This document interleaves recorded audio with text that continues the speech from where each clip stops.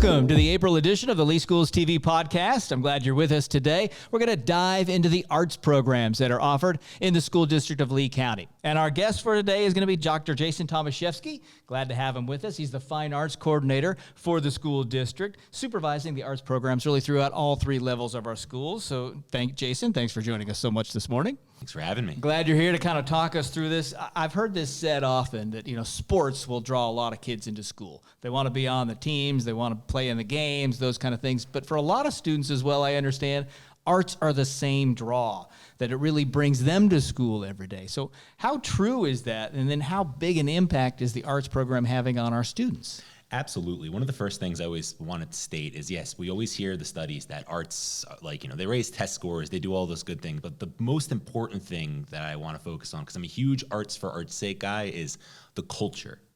The most important thing that arts can bring to a student is it puts them in a culture and a community that they won't get in their daily classrooms. In a band room, you'll spend hours and hours of practice with fellow classmates, developing bonds and lifelong friendships. Same thing in the drama room. The same could be said for the band, for the dance room, the art room, the orchestra room. All across the arts, it really builds this sense of community that you won't get in your other academic classes. Yeah, because you are spending so much time together working towards a common goal. Right, absolutely. The common interest, the common goal, it's truly like I met my wife in the high school band room, so it's one of those things where you truly you spend so much time there and it builds out your culture, and it's important for your academic growth of the whole child as well. So we'll dive into each one a little bit more, but kind of how big is the program? What are we offering to our students across the district? So we have 6 main arts disciplines that we offer to our students. We have our 3 subsections of music, which are band, choir, and orchestra.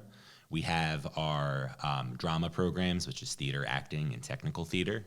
We have our dance programs, ballet, modern, technical, ballroom, and then we have our visual art programs as well, which can be even further divided into ceramics, painting, drawing, digital design, photography, and so much more. So it really can get specialized if you want to specialize in one of these Absolutely. disciplines. But yeah, we have 6 main arts disciplines, but each one of them can be broken down into so many different subsections. So arts are probably most visible, I think, at the high school level, because every school has a band. Right. They're at a lot of the games. They're at a lot of the rallies. They're very visible around the school, that kind of thing. So why is it so important to have these kind of programs, like a band, for the kids at school? It's, you said it, it's one of the most visible programs we have. Not only does a band perform at every football game, they perform in a lot of our parades. They're ingrained into the culture of Lee County. They perform at the Edison Festival. It's one of the most integral parts of in the community. The bands go to perform. We had bands open up parks. We have bands that go to London and march in the Queen's Parade. So it's one of those it's important because it is that public face of the school. And every school is offering some form of visual arts as well. Absolutely. And that's because that's a really direct creative outlet. Visual art, because you can develop your craft at any level. You can take a visual art class with 0 experience or, years and years of study. It's one of those truly we can meet you at any age or any ability with visual arts. But it does give you that creative textile outlet that we don't often get. It's probably a good, change of pace. Yes. A good release. Yeah. It also builds that creative skills too. One of our academic standards always relates to creative thinking. And that's you can apply what you learn in the visual art world to that way of because it allows your brain to think a little differently, see the world a little differently. Drama, also very popular in our high schools. 10 out of the 15 high schools have a drama program. So what does the typical drama program look like? It truly depends on the high school, but for the most part, every single one of them does either what's called a one act or a musical, but it's during the school day, they're prepping you they teach you the acting skills, right? Or the technical theater skills if you're, what we call a techie, somebody who does, the behind the scenes stuff. They teach you the skills during the day. And then after school, when we're building one acts, when we're doing main stage plays or musicals, they're able to apply what they learn in class to those musicals. And then they do performances. And all that practice for those performances, that's an after-school commitment, correct? It's mostly after-school commitment. They'll fit it into their classes as well. But yeah, it's a heavy after-school, So these kids are busy. Oh, they're always busy. They're always busy, right? We do have the 3 arts high schools as we talk about them. We have North Fort Myers, Lehigh, Cypress Lake. So what sets those 3 schools apart from the others that are offering at least some arts programs? They offer, first and foremost, they offer all 6 arts disciplines heavily. Every single one of them has, full orchestras, full bands, choirs, dance teams, various divisions of visual art, whether it be, the digital stuff all the way to the, very specific drawings. Their dramas, they're considered 3 of the best drama programs in the state, not just locally, but like I would rival them with some of the bigs out of Miami and Orlando as well. But they're audition based to get in.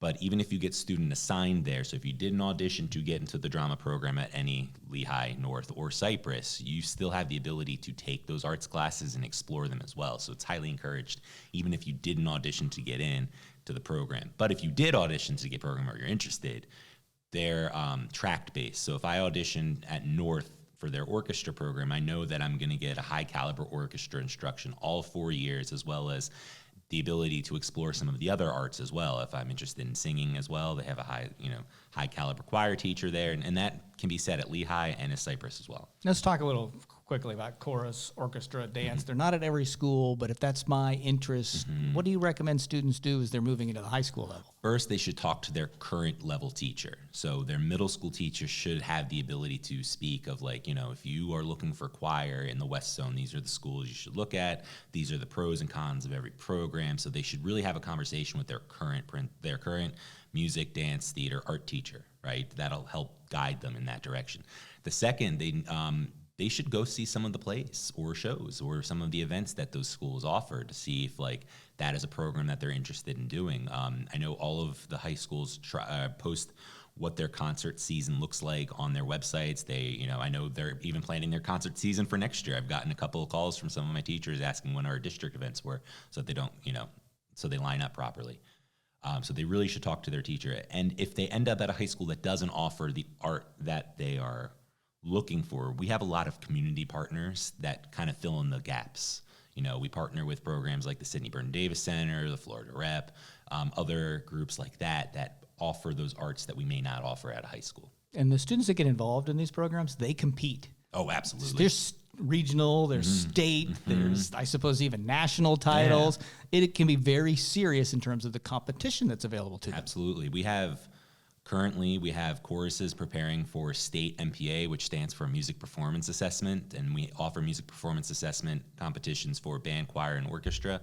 Those are adjudicated shows, so the groups will prepare 2 to 3 songs, and they get adjudicated by a panel of judges. They're given a rating of superior, excellent, good, fair, or poor, and they compete against other high schools and middle schools of their same class size, and it is very competitive. We're very competitive in the all-state world in the music side of things, where students audition against 10,000 other high school students to earn a limited spot as the best of the best in the state, whether it be all-state orchestra, all-state band, all-state choir. Even elementary music has an all-state component to it. And we recently had about 60 students? Yeah, just under 60 students was the highest we've had in a while, so we're getting a little bit more competitive with that. And then the same can be said for dance and theater as well. Our theater kids compete locally with the Southwest Florida Theatrical Society. They compete against each other and other Southwest Florida schools, reaching as far north as Sarasota and as far south as Collier.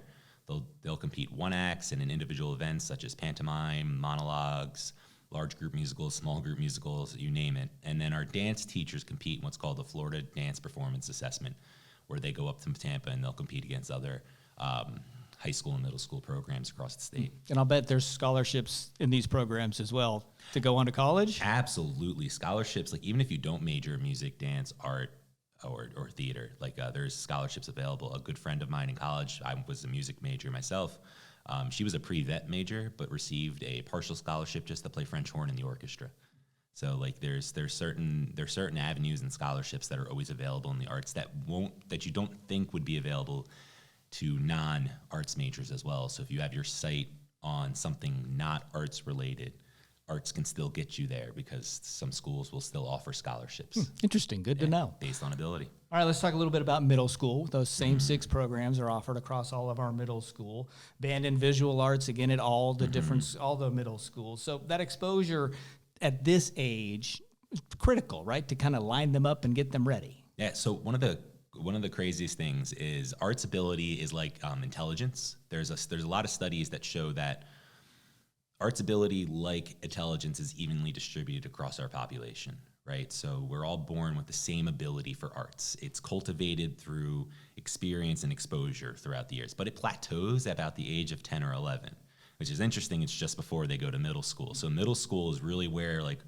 we know how to develop your child and expose them to the arts, and that's really where we can get them to get to that next level and start actually doing arts, you know, in the community and kind of develop that passion for it. And I think I needed help a little earlier.